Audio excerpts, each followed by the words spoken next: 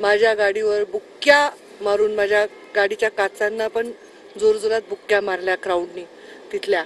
असं आपल्या बीड जिल्ह्यात मी नाही कधी हार जीत सगळं पाहिलंय. तर हे थोडं अस्वस्थ करणारं नक्की आहे. पण जेवढी मतं मला लोकांनी दिली, टोटल किती मतं मिळाले रे?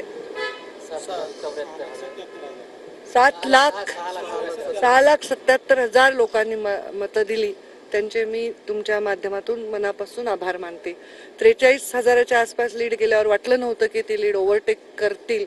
आश्चर्य आहे, कारण तो सगळा पट्टा सुद्धा आमचा मतदारच होता. त्यामुळे आम्ही रिकाउंटिंगचाही अर्ज केला, पण तो रिजेक्ट केलेला आहे. आम्हाला वाटलं होतं की रिकाउंटिंगचा अर्ज स्वीकारला जाईल. ही निवडणूक व्हायलंट झाली बऱ्यापैकी, आणि तुम्ही म्हणताय तुमच्या गाडीवरती बुक्क्या सुद्धा मारण्यात आल्या. तर हे सगळे प्रकार आहेत. तुम्ही यापूर्वी सुद्धा बऱ्याचदा जातीवादाकडे निर्देश केला होता. काय कारण वाटतं? मला असं वाटतं, राजकारणात काम करत असताना नेत्याकडे पाहून लोकांनी शिकावं, नेत्यांनी त्यांना मार्गदर्शन करावं. हे मी माझ्या वडिलांकडून शिकले. आताच्या परिस्थितीमध्ये आता मला माहित नाही की ही जी मुलं आहेत ती माझ्या मुलापेक्षाही लहान वयाची असतील. त्यांना कोण मार्गदर्शन करेल की कसा पराभव जसा आम्ही ग्रेसफुली आणि सन्मानाने पचवू शकतो, त्यांना विजय पचवता आला पाहिजे.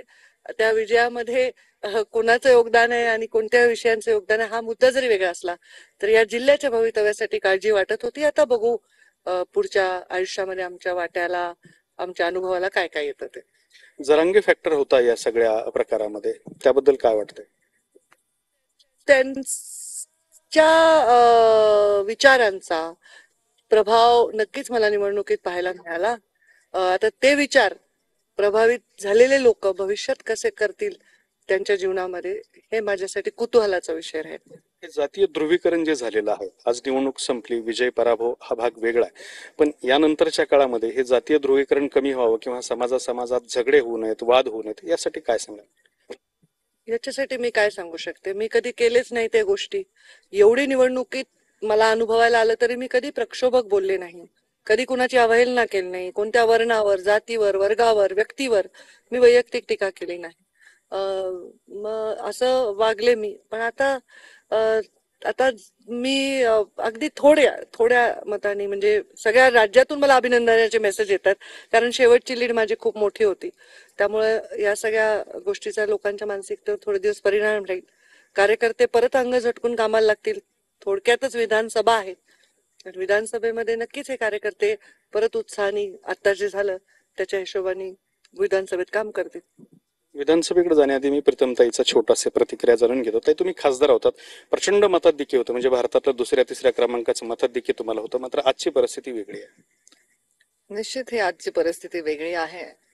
पंकजाताई या नेहमीच खूप बॅलन्स्ड आणि सर्वसमावेशक व्यक्तिमत्व म्हणून आपण सर्वांनी पाहिलेले आहेत. मला त्यांच्या एवढं सर्वसमावेशक बोलता येणार नाही. मला निश्चित असं वाटतं की आज हा पराभव एका व्यक्तीचा नसून सर्वांना सोबत घेऊन चालणाऱ्या, सामाजिक समरसतेचा, सहिष्णुतेचा संदेश देणाऱ्या एका ह्याचा, म्हणजे मला वाटतं एका विचारधारेचा हा पराभव झाला, आणि जी निश्चितच बीड जिल्ह्यासाठी खेदजनक बाब आहे.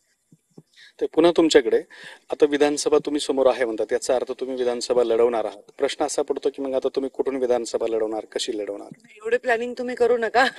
आता मी सध्या आहे त्या हा पराभव एलिगंटली पचवायचा प्रयत्न करतेय. माझे कार्यकर्त्यांचे चेहरे बघून माझा जीव खूप असा हे होतोय, वाईट वाटतंय मला. आणि मला मुळात बीड जिल्ह्याविषयी वाईट वाटतंय. मला वाटत होतं की बीड जिल्हा हा विकास जो मी केला आणि तो अनुभवला विकास, आणि माझ्याविषयी तक्रार कोणाची नव्हती, पण ज्या पद्धतीचं राजकारण शेवटच्या आठवड्या 10 दिवसात झालं, त्याला राजकारण म्हणावं का काय म्हणावं मला माहित नाही. तर त्याच्यानंतर काळजी वाटते भविष्याची, इथल्या तरुणाईच्या भविष्याची मला खूप काळजी वाटते. बाकी विधानसभा मी याच्यासाठी म्हटलं की विधानसभेच्या निवडणुका लागल्या आहेत, कार्यकर्त्यांना पुन्हा उत्साह भरण्यासाठी मला खूप प्रयत्न करावे लागतील असं दिसतंय. हा सगळा पराभव झालाय, तुमचा चेहरा फ्रेश दिसतोय, वेदना जाणवत नाहीत? नाही, मला वेदना जाणवायचं कारण नाही, कारण मला खूप चांगले रिझल्ट दिला. ज्या पद्धतीने प्रचार होता, ज्या पद्धतीने नकारात्मकता होती, आमच्या गावात येऊ नका, आम्हाला मतं मागू नका किंवा बहिष्कृत करणं, त्याच्यानंतर एवढे मतं, म्हणजे 5-6 हजार पराभव, हे तर मला वाटतं आताच्या परिस्थितीमध्ये फार मोठे मी ही ओढली निवडणूक असं म्हणायला हरकत नाही. आता ह्याच्यात मी बसेन ना, की कोणी काम केलं, कोणी पाठीमागे काही कारस्थान केलं, कोणी प्रत्यक्षात रस्त्यावर उतरून काय केलं, हे सगळं माझ्याकडे असेसमेंट येईल ना. रेवत्या पंकजा मुंडे पराभवानंतरही त्यांनी हसती खेळती प्रतिक्रिया दिलेली आहे.